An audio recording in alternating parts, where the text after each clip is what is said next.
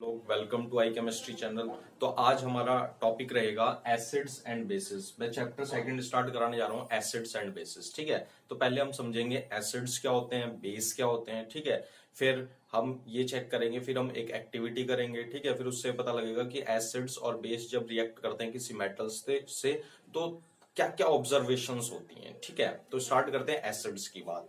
तो अगर मैं पहले एसिड्स की बात करता हूं तो एसिड्स क्या है हमारे, तो एसिड्स क्या है, जितने भी हमारे सोर सब्सटेंसेस हैं, ठीक है, वो सारे एसिड्स हैं। ओके, जैसे हम बात करते हैं ऑरेंज हो गया, ऑरेंज सोर है। ठीक है, ओके, ऑरेंज हो गया, लेमन हो गया, ये सारे के सारे सोर सब्सटेंस हैं। ठीक है, तो जितने भी सोर सब्सटेंस है वो सारे के सारे एसिड्स होते हैं। ठीक हो गया।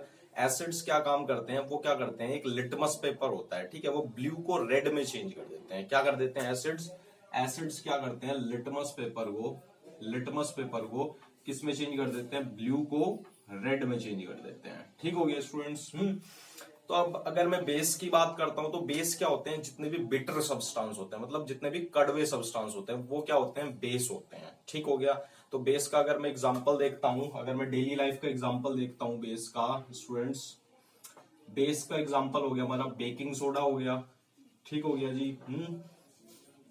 बेकिंग सोडा हो गया मेरा बेस। ओके, तो बेकिंग सोडा में बेस होता है। ओके, तो अब जो बेस होता है ना, वो क्या काम करता है, वो जो लिटमस पेपर होता है ना, वो रेड को ब्लू में चेंज कर देता है। ठीक हो गया। तो बेस क्या काम करता है, जो लिटमस को ना, लिटमस पेपर को, रेड को ब्लू में चेंज कर देता है। ठीक हो गया स्टूडेंट्स। तो एसिड्स और बेस का जनरल डिस्क्रिप्शन मैंने आपको बता दिया। अब अगर मैं लेबोरेटरीज में देखता हूं, जितनी भी हमारी साइंस लैब होती है ना, तो अगर उसमें से एसिड्स देखने हो तो कौन कौन से होंगे, तो मैं आपको बता देता हूं एसिड्स का एग्जांपल। जितनी भी लेबोरेटरीज होती है हमारी साइंस की, स्पेशली केमिस्ट्री लेबोरेटरीज में, जो भी HCl हो गया एग्जांपल एसिड का, ठीक है, H2SO4 हो गया एग्जांपल, ओके, आपका HNO3 हो गया। ठीक हो गया, ये सारे के सारे एसिड्स हैं। ठीक हो गया स्टूडेंट्स। अब अगर बेस का मैं एग्जांपल देखता हूं हमारी केमिस्ट्री लेबोरेटरीज में, एग्जांपल ऑफ बेस, ठीक है, तो बेस का एग्जांपल क्या होगा स्टूडेंट्स हमारा, NaOH हो गया। ठीक, बेरियम हाइड्रोक्साइड BaOH का होल ट्वाइस हो गया। ओके, KOH हो गया। ठीक हो गया, ये सारे के सारे एग्जांपल है हमारे बेस के। ओके, अब अगर बात मैं करता हूं लिटमस पेपर, यहां पर वर्ड आया था लिटमस पेपर, क्या है, एक नेचुरल इंडिकेटर है, बस ये डिटेक्शन में काम आता है कि हमें एसिड्स का पता कैसे चलेगा, कोई भी बेस है उसका पता कैसे चलेगा। क्या करते हैं, जो लिटमस होता है ना, वो एक पेपर की तरह होता है। ठीक है, इसमें एसिड के ऊपर से ड्रॉप डालते हैं तो उसका कलर चेंज हो जाता है। कलर किस होता है, ब्लू से रेड में हो जाएगा तो क्या होगा आपका, एसिड हो जाएगा। अगर रेड से ब्लू में हो जाएगा तो बेस का डिटेक्शन हो जाएगा। ठीक हो गया। फिर बाद में हम क्या करेंगे, सिंथेटिक इंडिकेटर्स भी यूज करेंगे, बेसिकली मिथाइल ऑरेंज यूज करेंगे। ठीक है, और क्या यूज करेंगे, फिनोक्थिलीन। ठीक हो गया। तो जनरल आइडिया मैंने आपको बताया एसिड्स क्या होते हैं और बेस क्या होते हैं। ठीक है, अब इनकी रिएक्शंस चेक करते हैं कि मेटल के साथ ये कैसी रिएक्शंस शो करते हैं। ठीक हो गया। तो हमारा टॉपिक क्या हो जाएगा स्टूडेंट्स, हमारा टॉपिक हो जाएगा next, reactions of metals, reactions of acid with metal. ठीक हो गया, reactions of acid with metal. ठीक हो गया स्टूडेंट्स। तो देखो ध्यान से समझना है, हम इसके लिए एक एक्टिविटी परफॉर्म करेंगे। क्या परफॉर्म करेंगे, हम एक्टिविटी परफॉर्म करेंगे। ठीक है, तो हम एक्टिविटी करेंगे इसके लिए। ओके, तो एक्टिविटी के लिए मैं डायग्राम पहले बना देता हूं। ठीक है, पहले डायग्राम समझना है आपको, फिर जाके हम पता करेंगे कि वाक्य में क्या हुआ होगा। ठीक है, तो अब मैंने क्या करा, एक क्लैंप लिया स्टूडेंट्स मैंने। ओके, इसमें क्या करा, मैंने एक बॉइलिंग ट्यूब लगाई मैंने।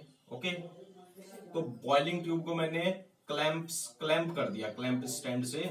ठीक है, ओके, ये इसको क्लैंप कर दिया मैंने। ठीक हो गया स्टूडेंट्स। तो अब देखिए, इसको क्लैंप करने के बाद मैंने इसको कॉर्क से ढक दिया। ठीक है, इसमें कॉर्क लगा दिया। ओके, अब मैंने एक क्या करी, यहां से एक मैंने इसमें डिप करा, होल किया।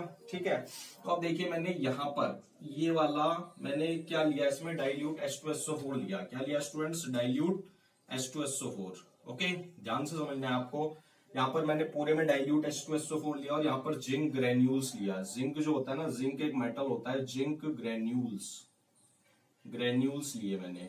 ओके, तो अब देखिए, अब मैंने क्या करा, इसको क्या किया मैंने, इस वाले कॉर्क से मैंने एक यू टाइप की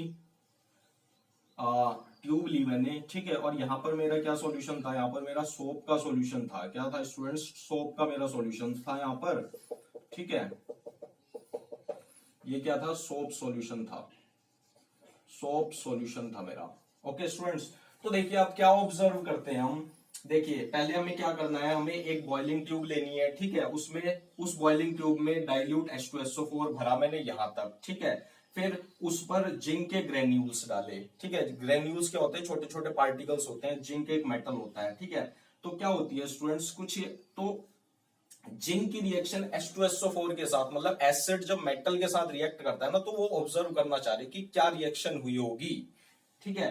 तो जब जिंक ने H2SO4 के साथ रिएक्शन करी तो कुछ हमें छोटे छोटे बुलबुलों के रूप में कुछ गैस दिखाई दी, ठीक है। तो ये क्या हुई, ये गैस इस वाली नली की सहायता से इधर आई, ठीक हो गया। यहां पर हमने क्या रखा था, सोप का सॉल्यूशन रखा हुआ था इस बीकर, इस टब में, ठीक है। तो ये जो सोप सॉल्यूशन यहाँ पर क्या हुए, बुलबुलों के रूप में ये बड़े बड़े बुलबुले बन गए। इस बुलबुलों में क्या था, bubbles with hydrogen gas filled थी। इसमें क्या थी, bubbles with field hydrogen gas, ठीक हो गया, फिल्ड H2 गैस, ओके। तब हमें इसका पता करने के लिए हमने क्या करा स्टूडेंट्स, ध्यान से देखिए। एक मैं क्या लाया, जलती हुई एक मोमबत्ती लाया मैं, ठीक हो गया। एक बर्निंग कैंडल लाया मैं, burning candle, okay student, burning candle लाया। तो ये जो बुलबुला था ना, जिसमें क्या थी, फिल्ड हाइड्रोजन गैस थी, तो ये ना पॉप साउंड आई इसकी, ठीक है। तो ये कैसे जला, बर्निंग विद पॉप साउंड, ठीक है। तो ये क्या हो गया, पॉप साउंड के साथ जल गया, पॉप साउंड। तो इससे मुझे ये बात पता लगी कि जब H2SO4, जब एसिड किसी मेटल के साथ रिएक्ट करता है तो कोई केमिकल रिएक्शन होती है, ठीक है। उस केमिकल रिएक्शन का पता लगाने के लिए कि वाक्य में क्या प्रोडक्ट बना या कौन सी गैस ऑब्जर्व हुई, फिर हमने उसको सोप सॉल्यूशन में डाला, ओके।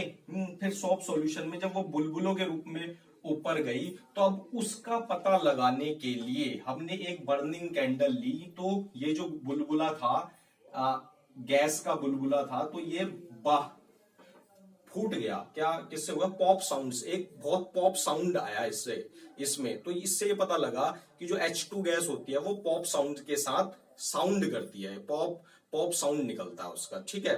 तो अगर मैं बात करता हूं केमिकल रिएक्शन क्या हुई होगी स्टूडेंट्स, ठीक है। तो केमिकल रिएक्शन ये हुई होगी, केमिकल रिएक्शन क्या हुई होगी स्टूडेंट्स, हमारी जो हमारा जिंक था, जिंक एक मेटल था, वो सॉलिड था, सॉलिड का ग्रेन्यूल्स था, प्लस H2SO4 मैंने डाला, H2SO4 डाइल्यूट वाला, ठीक है। तो उससे केमिकल रिएक्शन हुई हमारी, क्या बन गया हमारा, जिंक सल्फेट बना, okay students, plus H2 gas निकली विद पॉप साउंड, ओके। तो इससे ये बात पता लगी कि जो जिंक मेटल ने एसिड से H2 यानी H2 गैस के एटम को अलग कर दिया, ओके। तो क्या हो गया, डिस्प्लेस कर दिया, H2SO4 से H हाइड्रोजन गैस को डिस्प्लेस कर दिया, ओके स्टूडेंट्स। तो ये हमारी एक्टिविटी पहली हो गई, ठीक है। तो अब मैं आपको होमवर्क दे रहा हूं। तो हमें सेम एक्टिविटी शो करनी है, बस H2SO4 की जगह हमें एक बेस यूज करना है। क्या यूज करना है, हमें बेस यूज करना है, NaOH। तो अब आप मुझे कमेंट सेक्शन में लिख के बताओगे कि क्या आप ऑब्जर्व करोगे और कौन सी गैस रिलीज होगी, ठीक हो गया स्टूडेंट्स। वीडियो अच्छी लगे तो लाइक करो, शेयर करो, सब्सक्राइब कर दो। Thank you.